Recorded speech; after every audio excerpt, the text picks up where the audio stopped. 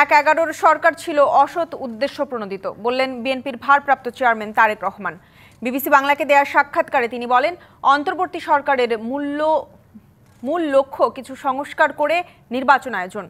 ২ পর্বের সাক্ষাৎকারের শেষ ভাগে তারেক রহমান কথা বলেন বিএনপির ভবিষ্যৎ রাজনীতি, ভারত সহ অন্যান্য দেশের সাথে সম্পর্ক কেমন হবে তা নিয়ে। বলেন, শেখ হাসিনাকে আশ্রয় দিয়ে ভারত বাংলাদেশের জনগণের বিরাগভাজন হয়েছে। অনলাইনে বিবিসি বাংলার নেয়া তারেক রহমানের সাক্ষাৎকারের দ্বিতীয় পর্ব সম্প্রচার করা হয় মঙ্গলবার সকালে।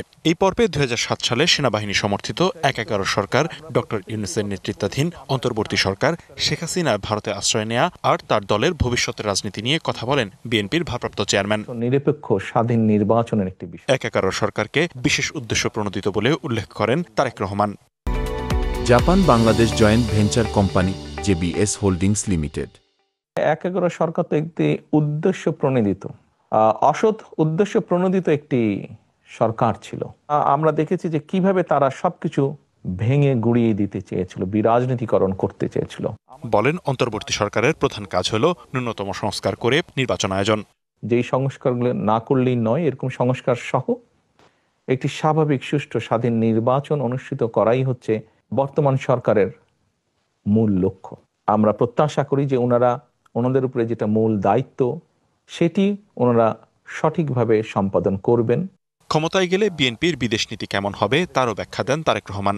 বলেন, ভারত শেখ হাসিনাকে আশ্রয় দিয়ে বাংলাদেশের মানুষের বিরাগভাজন হয়েছেন। তারা যদি স্বৈরাচারকে সেখানে আশ্রয় দিয়ে বাংলাদেশের মানুষের বিরাগভাজন হয়, সেখানে তো আমাদের কিছু করার নেই।